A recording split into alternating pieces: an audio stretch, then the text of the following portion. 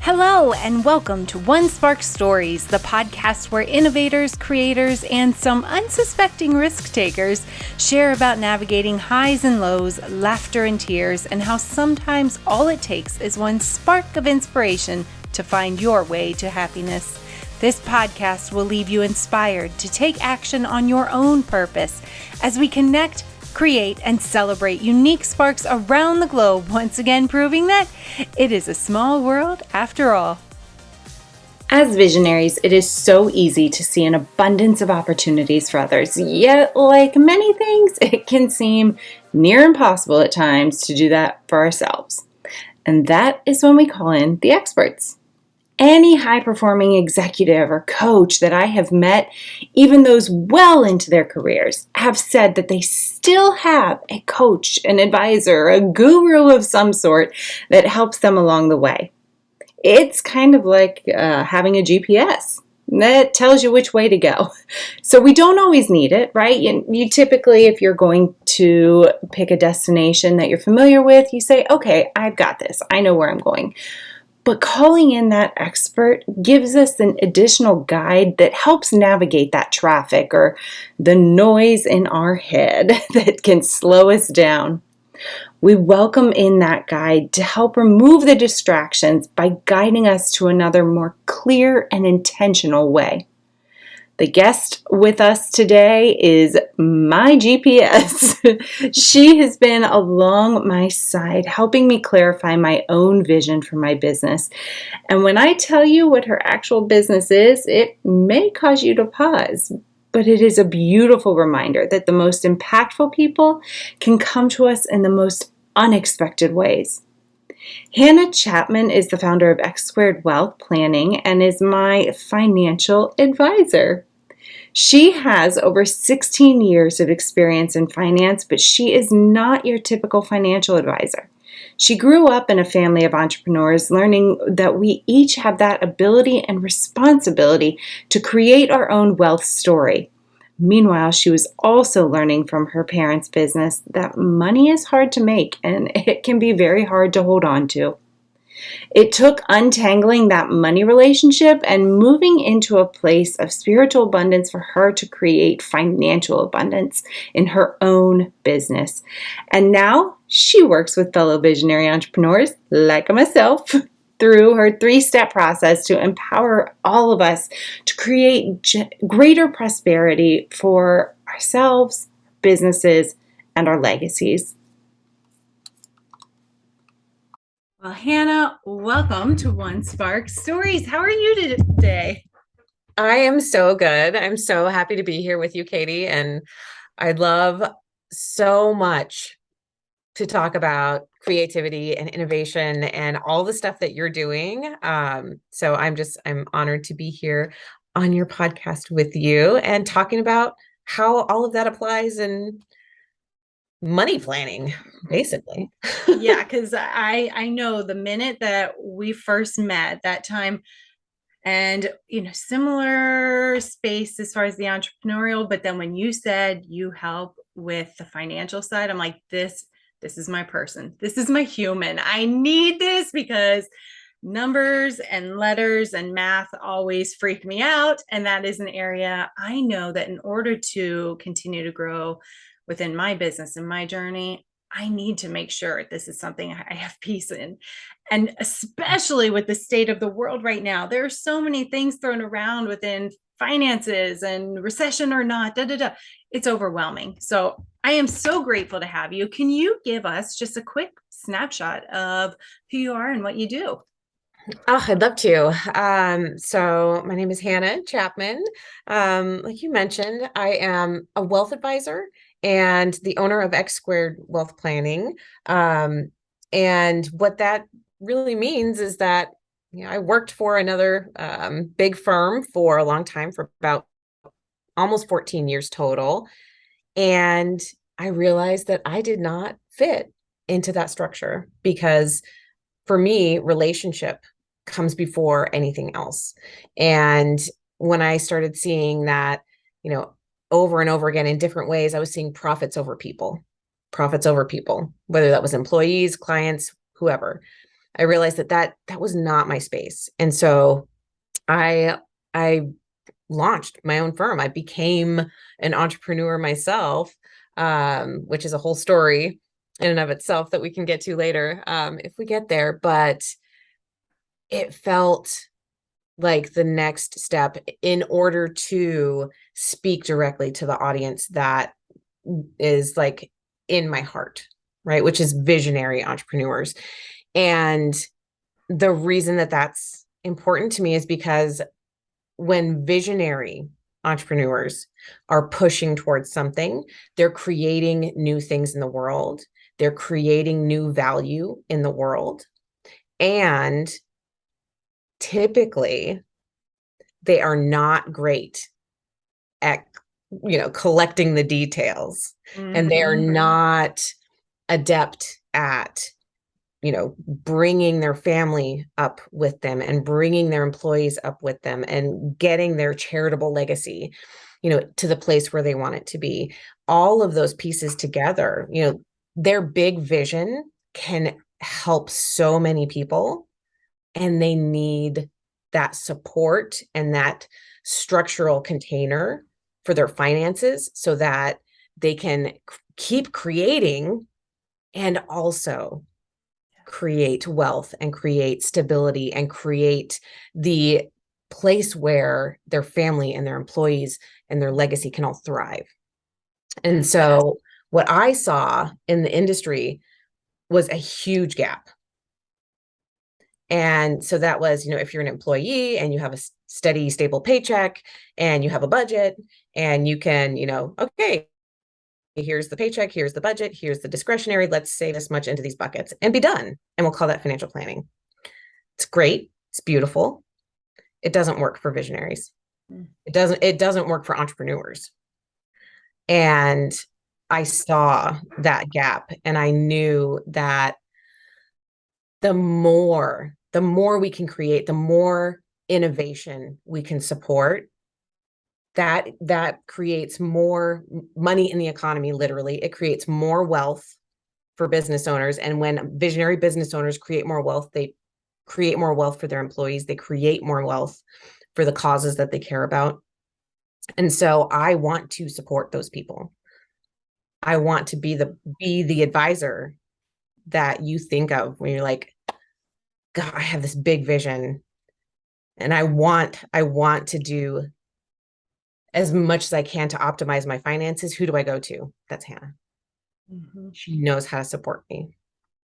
So it's such a different mindset to be in that visionary space. And I am a visionary.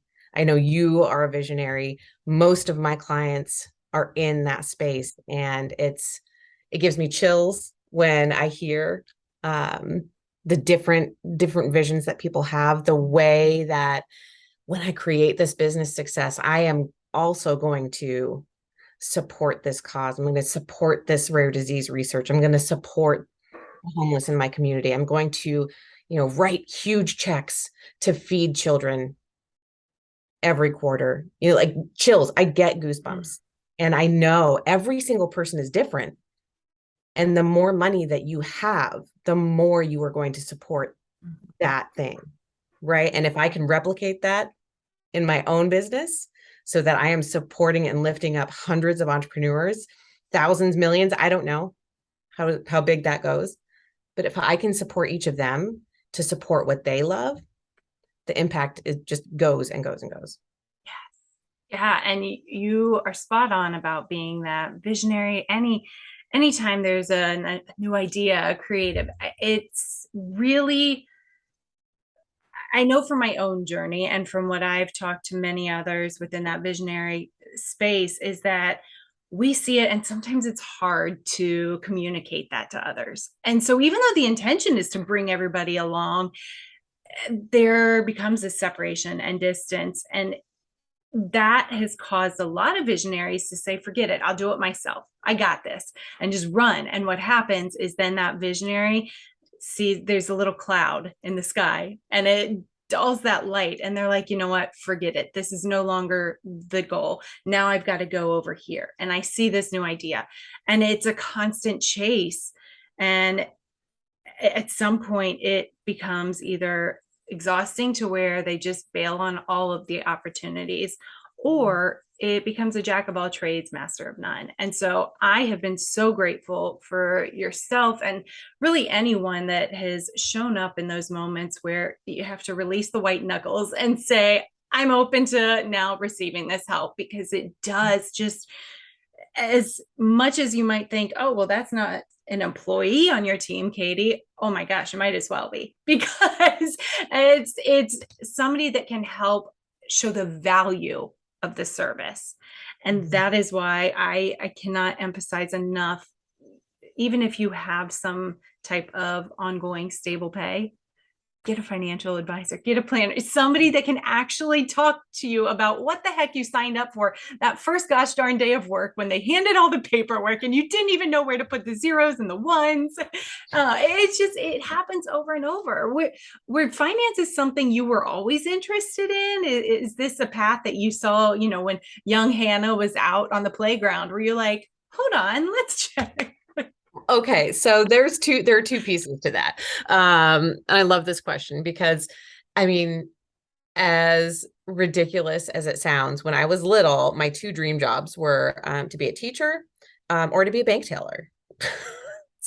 Love it. So, right, like, there I'm you like, go.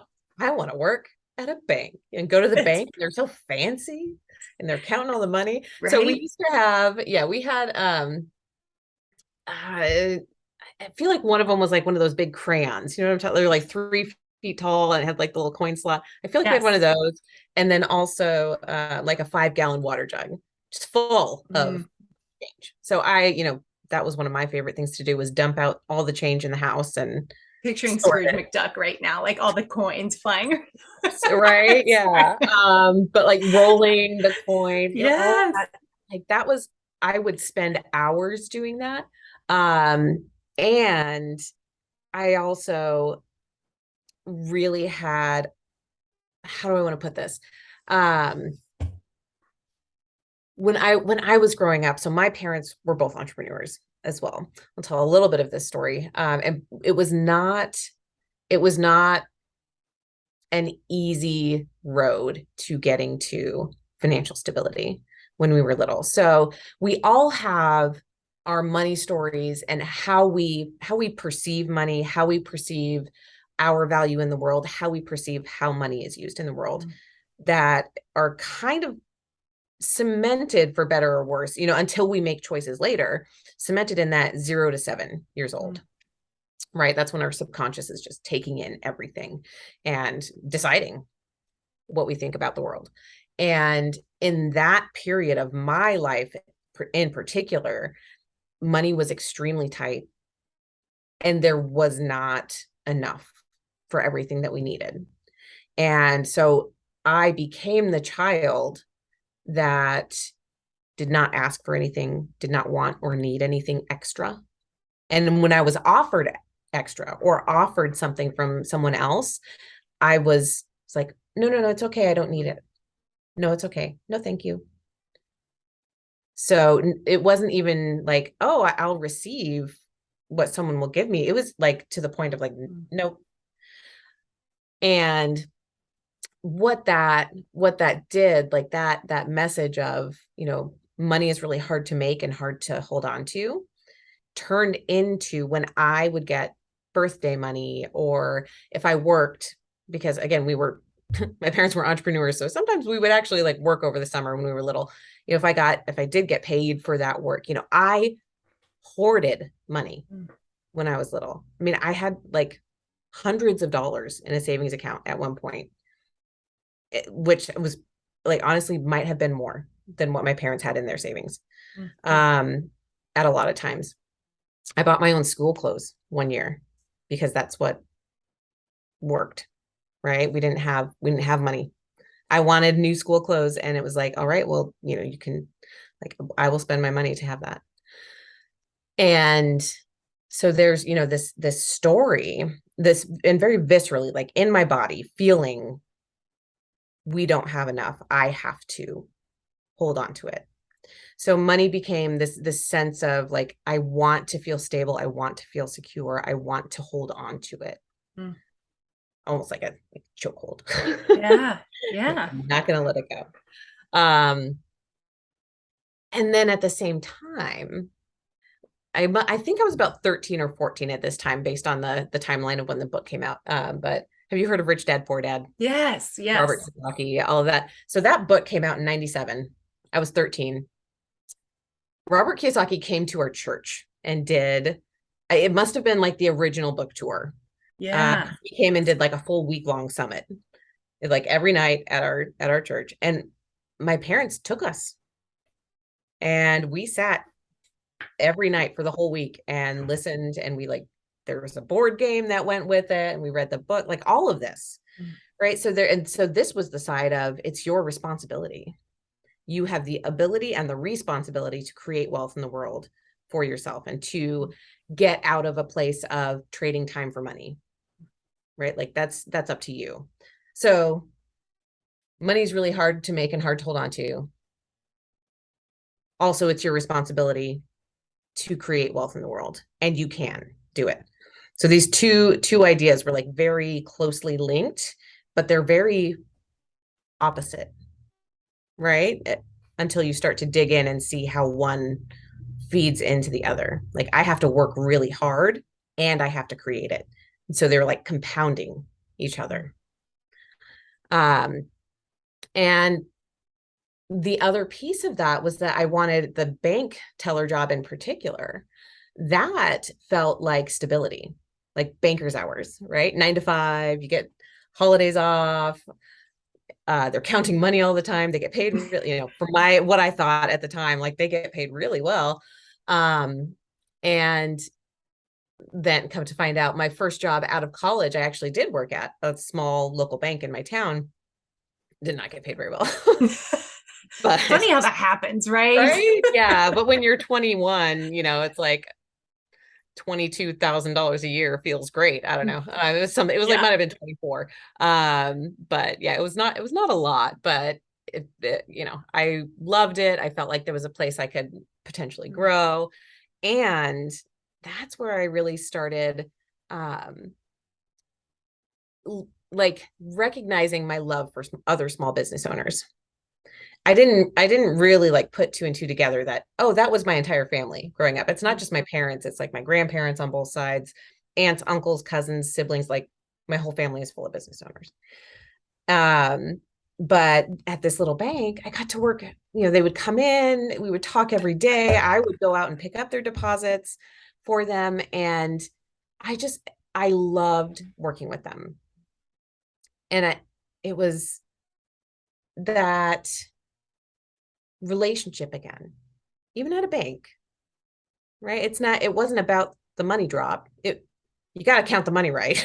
Like the details are important, but they could go anywhere, and they chose, right, to be in relationship with us at that little local bank. So in that regard, it's interesting because teaching was always really a big part of my heart. Music is a really big part of my heart. My degree is actually in flute performance. And I built a flute studio, and I taught little ones from like, oh my God. One of my favorite students was a little fourth grader. She was so tiny. And actually this actually applies really well too. One of my favorite things about teaching the little ones is that if you didn't give them limits, if you didn't tell them something was hard, they would try anything. Yes. And so on the flute, when you're starting, it's like, okay, you do these 8 notes and you play in this little range, and you like just learn this. And when I said, that's dumb, we can just try. We just kept trying. Like I could get my little 4th and 5th graders to play all 3.5 octaves of their instrument, just to try, just to see. And that nobody has at that point told them that this is a really hard one, or this one's our basic. Nobody said that. Right. Oh yes. Yep. Yeah. So I think Tell me if I'm wrong, but I feel like I take that approach all the time. Mm-hmm. If Yeah. you don't put a limit on it, who knows, right? Just try. What happens if you try? Because when you get to junior hires and high schoolers who have been told, oh, that's really hard, all of a sudden there's this huge barrier to what they think they can do with their instrument. And again, that then there's the unlearning, which you talk about a lot, right? So we have to Mm-hmm. unlearn the limits, and then let's just try. What happens? What happens if you give it a shot? Because I know, because I've done it. So I know you can do it. I know it's possible. You just have put a limit on yourself Yes. that doesn't have to be there.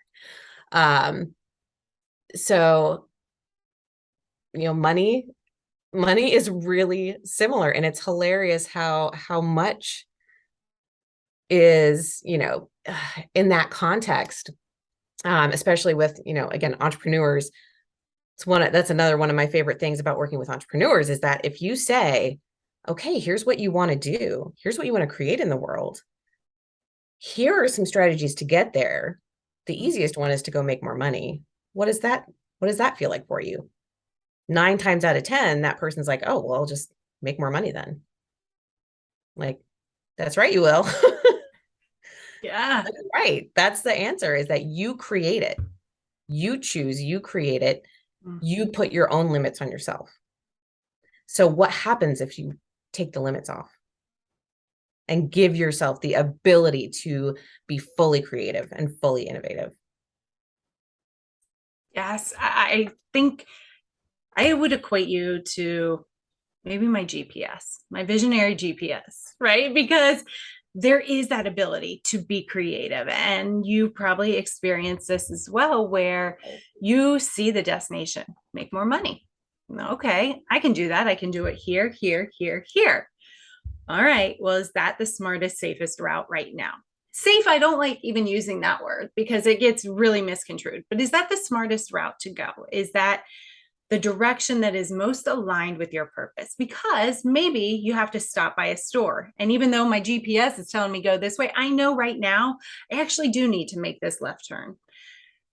But in the space of building and creating, how have you been able to do that for yourself? Because maybe it's just me, but it feels gosh darn near impossible to do the same work with myself that I am so confident with other people. Are Mhm. you somebody that has had that visionary piece where you see all the opportunities, the financial reward that's out there, yet how do you provide yourself that GPS? How can people really give themselves the advice they give a friend?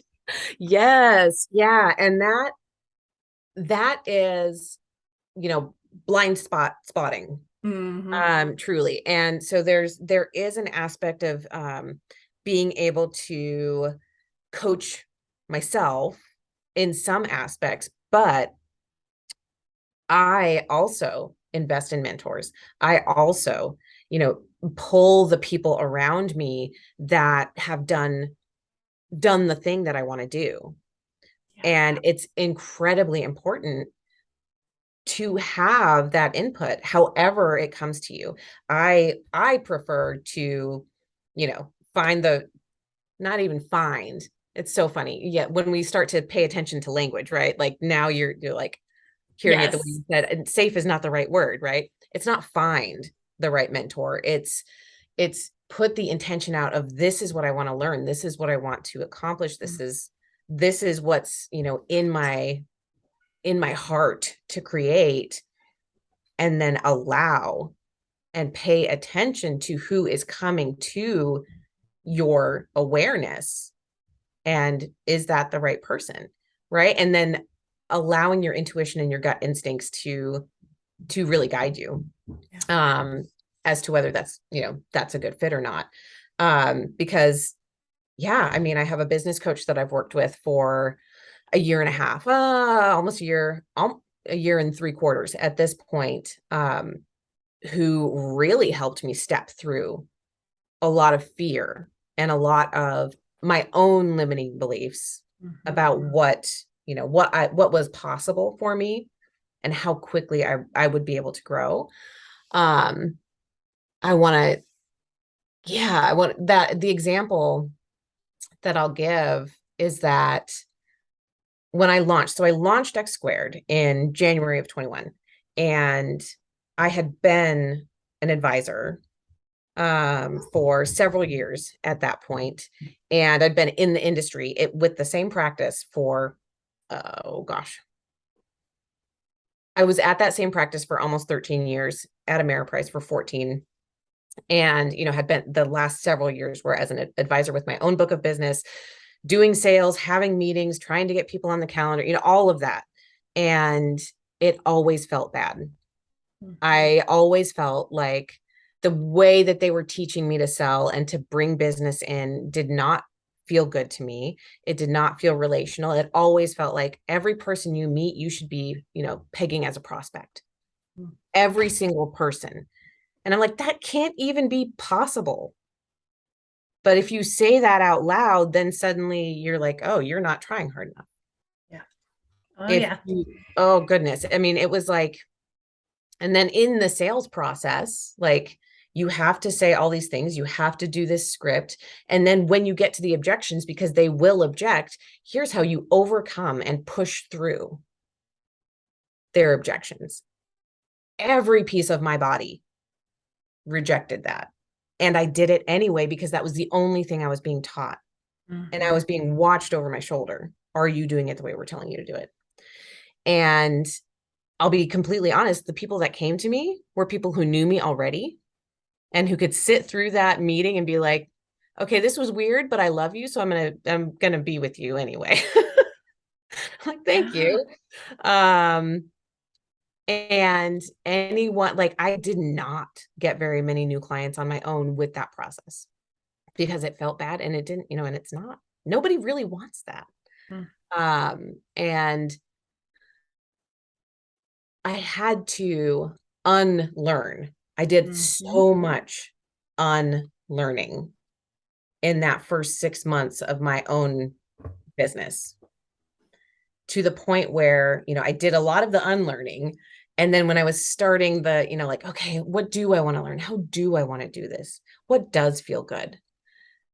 Then there was the terror of trying something new, literal terror, like screaming into a pillow, like when things felt so bad that I had to, like, tears and screaming, and things are not going the way that I thought they would.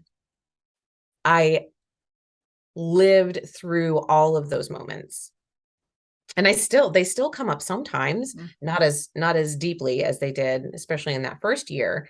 But once I felt that fear, felt the fire inside, and this is so scary, this is so different, I don't know how it's going to turn out. And I did it anyway, because I knew it was okay. This will lead to the results. I feel that it's the right path. It's just so freaking scary. And I had my coach there to call me every day when I was freaking out and be like, how are you doing today? What's the plan? How can I support you? You can do it. And in that push, so that was last July, August, I was like in that terror stage, and pushing through, finding the activity that was like, okay, I know I can do this. I can do it every day consistently. I can just do it. Just do the activity. I got 2 clients back to back at my brand new rate. And the next month, I got 2 more clients at my brand new rate. It wasn't brand new at that point anymore. And it was like, oh, that felt good. That felt good on both sides. It felt good for me. And the client is like, yes, 100% yes, let's go. And that was the breakthrough that I needed, because I was selling myself, I was underselling myself first. So for the work that I do, I was charging extremely low rates. And I was able to, that was part of the scary part. It's like, I don't know what everyone else is charging. I don't know Mhm. what that looks like. I know where I came out of. I know what they're charging, and it's extremely underpriced for, what they were doing. But I didn't have an example, right? And so it is a lot of, okay, what feels aligned, not what can you get for what you do. Yeah. What feels aligned when you think about the time that you spend and the value that you create in the world, and when you know how powerful the transformation is going to be for that client, that's where you can start to align your pricing. And when I was still underpricing, but it was like, I don't even know, 300% more than I had been charging for the most part. Um, and it's still a deal. And as I was moving through that and getting new clients and doing more work and getting more testimonials and getting more reflections of how people were experiencing me, I was able to then up level my pricing again and up level it one more time and up level the service that I'm giving, because I'm now pulling in more ideal clients who can receive all of the value that I have to give. So those clients, the more aligned you are to your clients, here's the value I provide, here's what they need. When those things line up exactly, like the synergy is amazing. You can feel it. And those clients will pay the rate that they know you are worth because they are receiving from you so fully, and you are able to just give so easily. And that is where I desire to be all the time. And the more I align to that, the more I share my heart and who I love to work with, and who, like my own marketing. I don't even call it marketing really, because I'm just like posting reels on Instagram every day. But the more I talk, right, and just share what's on my heart, the people who need to hear me are listening and reaching out, and it's turning into its own Mm. thing. Yes. Um, and yeah, I can't remember what the question was, but No, but it's basically how you have been able to clarify your own journey. And when there is so much noise and distraction in the visionary mind, but you've said so many things that I'm over here like scribbling notes, because especially the pricing, leaving a large organization, corporate world, we as entrepreneurs so quickly forget that they are able to price so low because of other funding structures they have set up. Mhm. Entrepreneurs, by and large, horribly undercharge for what they bring. I am going through this journey right now of recognizing the value, not of just my time, but of all the knowledge and skills. And it's led to some hard conversations, hard for me because I'm a yes person. I like to people please. And yet, in saying no, it has brought that tighter community, exactly to what you're saying, where with whether you're working through reels or blogs or videos, whatever you're doing, the people that are ready and open to hear that message and value will start coming, and they will pay. As the whole community piece just took me back to when my husband and I first got married, a couple years after actually, and we took a trip to Las Vegas. This was our first trip. I had no desire to go, but he hooked me on the people watching. He knows me. He was like, "You, I know you don't gamble, but like, there's really cool like shows and people to watch." And I'm like, "All right, let's do this. Let's go with what little money we had." And during that, I'm not joking when I said we were broke, but the opportunity, not but, and the opportunity came to go through a timeshare where they would provide us a full meal and give $200 spending money. Heck yeah, sign us up. We're like, we'll sacrifice a morning for whatever. We didn't have the funds to make this a reasonable option right then. So we go, we eat the meal, they go through all this, they say no, we say no, they bring somebody else to the table, we tell them no again, we get shifted to a different room, then we tell that person no. Eventually, we end up in the folding chairs in this tiny little section where you could tell this was like the reject corner. We were not making it to they were ready to send in the big dogs, and we're laughing because we're like, first of all, we literally don't have the money for this, and second of all, they don't have any awareness of who we are. And I think a lot of that has led to where I have hesitated with sales and why I'm so adamant about the relationship based. Exactly to what you said, where if people don't feel that they are seen or heard or understood, they don't want to buy. And I have been in situations where I have been challenged on that, whether it was a high turn sales job or just through my own consulting. And I will forever in time believe that the work I have done has been effective because I care about the people. I get to know them. So, in all of that, has there been a community, a person? You mentioned you have coaches. How have all of those connections helped empower you to move forward with your own story? At One Spark, I focus on connect, create, and celebrate. And it sounds to me like the connections are absolutely a big part of the work you do. They are. And the more I lean into that, the more I honor my love of connecting with people, the more I celebrate, literally the word, I mean, that word is exactly what it is. The more I celebrate the fact that I connect with people extremely easily because I care, because I listen, but I genuinely love to hear what they have to say. And there's this aspect of, I feel like it's the aspect of collaboration that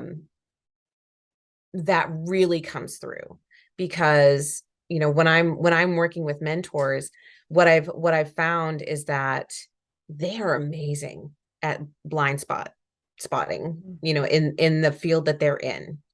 But the reason this year in particular, I have desired to pull different mentors around me for different things. And what I found from that is that I feel poured into from all different aspects of because there are so many pieces. There's my relationship with my husband. There is my relationship with my kids. There is my relationship to me, to my business, and me to myself. Right. There are all these different relationships that still, each one of us is the center of our own universe. Right. So even my husband has his own experience of life. He is the center of his own universe.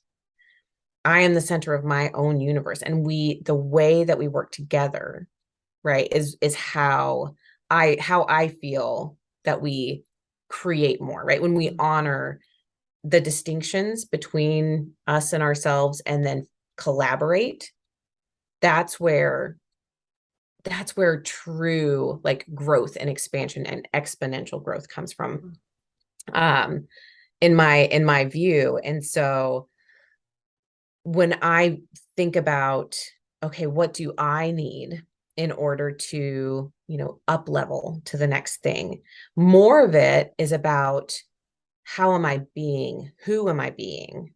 How am I caring for myself? How am I honoring the feelings that are coming up for me around, hey, I just had an interaction with someone who, a prospective client, I didn't feel good in that. What's happening? Why? Is it something in me? Was it something in the connection? Is there something I need to shine a flashlight on in myself? Or is it simply like not a good fit? And that's okay too. But always honoring what's coming up, understanding if it's something that I need to incorporate and learn, or something that I need to recognize and let go, and then moving forward. And that's really hard to do all by yourself. Yeah. I'm going to say it's impossible, because I've seen people try to do it just by reading books, right? Or listening to podcasts, and just it doesn't work very well, and it doesn't work quickly because you're still then filtering everything through your own process versus having someone else be like, what about this part? Yeah. Yeah. Yeah. Um, Yeah. I'm just picturing like, you know, I'm going to use a roller coaster example because theme park brain, but I picture that we're all on our own ride, right? Up and down, up and down.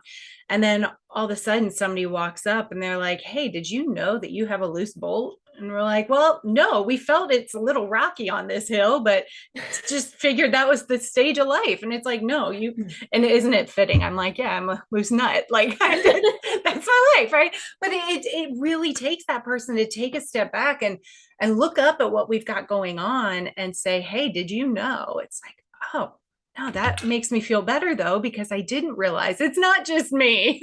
right. Yeah, yeah, yeah. And that's such a good metaphor because yeah, it is when something is feeling like, Mm, well, why is this feeling so shaky? Something is wrong, right? But you can't yeah. always see it and identify it yourself. But someone else is like, oh, you just, tighten these three lug nuts. Like, oh, well, look at that. Yeah. Yeah. I'm That like, was oh, easy. ain't that some stuff? uh, Right? I yeah, I think that is something that so many people, we take a lot of pride in the work we do. Whether you're an entrepreneur, a stay-at-home mom, stay-at-home dad, whatever, if you're in business and education, we take pride in what we do. And part of being good and effective also means being open to feedback, to support.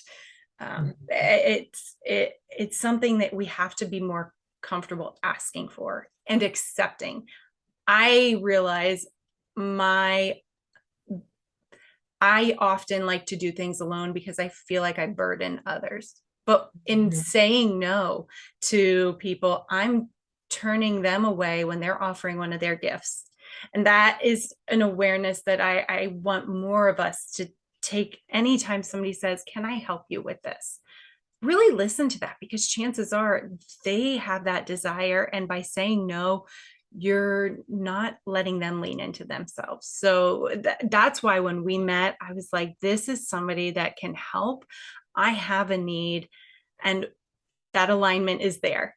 I've had financial people talk to me and I'm like, you're boring. You just want to throw numbers. You're asking me questions. I don't know what any of this means. And I feel stupid when you ask me. So it's okay to also work through that help and say no until it does feel right. So it's a journey for sure. I do want to go to something back in your journey before we close up, because right now the economy there, I don't actually know what to say about it, and I don't necessarily want you to try to make sense of it for me, but I do want to say, when we were very similar in age, when the recession followed 9/11, there were a lot of there were limited jobs, there were funding was tight everywhere. So I hate to say it, but we've been there, we've done that, we've seen the ups and Mhm. downs. For myself, I know after 9/11, almost immediately my parents lost most of the funds that they had set aside. They had put it away year after year after year with the best intention, trying to do what they could to make sure that my brother and I had what we needed. Well, I was a senior in high school. All of a sudden, things got real because I'm off to college and all that money disappeared. So, as we navigate life, and early on, you mentioned, don't feel that the only option is that safe route to check the box and have this deduct, deduct, deduct. How can you encourage people in a time where it does feel like, there's risk of loss, there's financial instability? Where can they begin to bring a little bit of peace, to know that the money they have doesn't need to be shoved under a cushion where it's not going to be, vested in make anymore, but maybe they won't feel as anxious that it'll also be taken away? How can people navigate that right now? It's such a good question. And it's so scary Mm, to have grown up in that time. Because like you're saying, yeah, 9/11, the tech bubble burst in 2001. Um, that was, we were graduating high school then. Yeah. And it was like, we didn't have to experience that necessarily, but our parents did. And it was, we witnessed. So you're exactly talking through that right now, witnessing fear in our parents. And then 2008, 2009, 2007, 2009 to 2009 really was, the Great Recession. And that did affect us really heavily. And we tend to then forget that, guess what? There was another big drop in 2015. And then there was another weird wiggle in 2018. And then in 2020, COVID hit. And what has happened every single time? It's still done this. And so when I focus with my clients, what we really talk about is this is going to keep happening forever. This is the cycle. And where you're at on your journey, that will, color how you feel about your money. But what matters most is that we are honoring the emotions, we are honoring the attachment, and we are then clearing what needs to be cleared in that space of money fears, really, so that you can then make an informed decision. You can make a decision about your money from a place of choice, a place of opportunity, a place of power, rather than a place of desperation and fear. Because what happened there were companies that went under completely. That's like not, and if you were invested in individual stocks and that company went away, then yes, you lost that money. But for anyone who was invested in like an overall broad market, anything, if you didn't sell, if you didn't panic, all of your investment came back every single time and grew. And that truly is the lesson. And I love the creative and the innovative aspect of it, because then we, as entrepreneurs, we're very connected to the fact that we're creating something new in the world. Amazon didn't exist before. Apple didn't exist in, when our parents were kids. Slack and Stripe and PayPal, like all of these things are new creations in the world that are creating value and money for others. And that's the kind of stuff that we're doing. So as long as we are allowing ourselves to be creative and innovative, we will continue to make money. We will continue to create value in the economy, and the economy itself will continue to grow. And if we look at it from that lens, that's a very high level lens, right? When we look at it from the fact that we are going to continue to grow, we are also going to continue to experience these, the roller coaster. We're going to continue to have the downs and the ups. So what do you do? What do you do as a human being who needs to be able to pay the mortgage? You create a bucket of stability. So you identify what you need to be whole for several months, and we create that bucket of stability in whatever way it needs to happen. Sometimes it's a line of credit for a while until you get the cash in place, but we do create that bucket so that no matter what happens, 6 to 12 months, you're good. And then we start creating the long-term stuff that can ride the roller coaster. You don't put everything on the roller coaster. That's the other problem. People who are like, I just put everything in crypto. Yeah, how'd that go? Right? Yeah, good thing I don't understand any of that, because that could have been messy. Right? It's great for a while, and then if you do everything, then you just lost, 99% of your wealth. You make decisions based on the time frame that you need your money, and you create safety and stability. It's okay to use the words in that context, because it's a short term. This is their little short term nest. And then that gives you the launching pad, right? You have, I have my nest to come back to. I can fly out and do more. And then when I come back to the nest, I can put some over into this bucket over here. Mm-hmm. Does that make sense? Yes. Yes. I love that. That perspective makes perfect sense to me. And hopefully others are like, oh, yeah, okay, we do. For every action, there's a reaction, right? And if things go down, they have to come up. And Mm-hmm. over time, that will. Mortgages, we're already seeing rates adjust. Yeah, everything is going to find its way back to whatever brings peace to your mind. It may not ever be, 1920s, but that's okay because that means we're also learning and growing in other ways. So when you said about allowing ourselves to be creative and innovative, because that allows us to create and grow the economy, that right there is such a big nugget of knowledge that we have to remind ourselves that the creators, the innovators, you matter. Your ideas are what grows. Think about Zoom.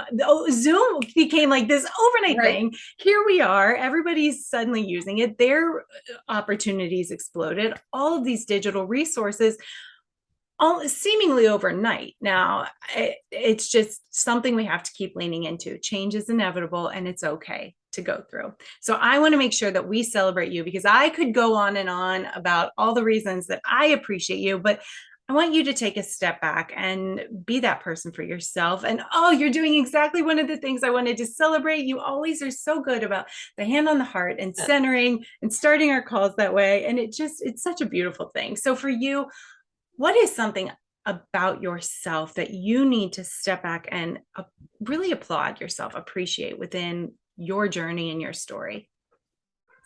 I am celebrating my willingness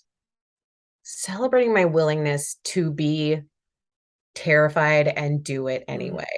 Yes. And I celebrate the fact that I listen. I give myself time to listen to what's truly coming up, and then give myself space to journal it out.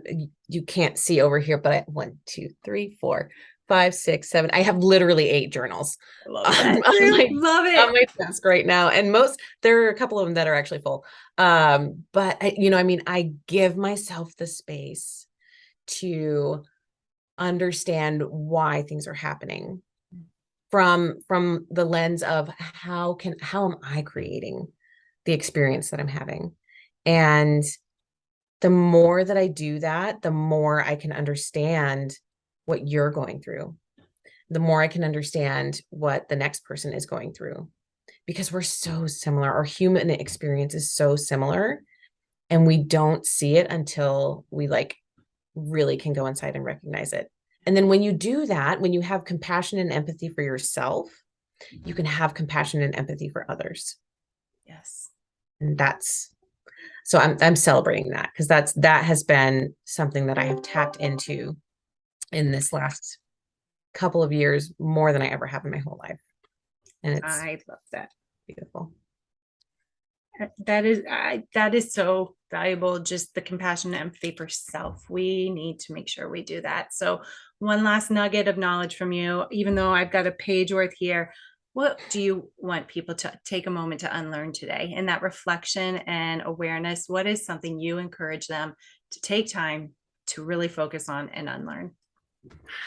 Ooh, what should we all unlearn today? I love that prompt.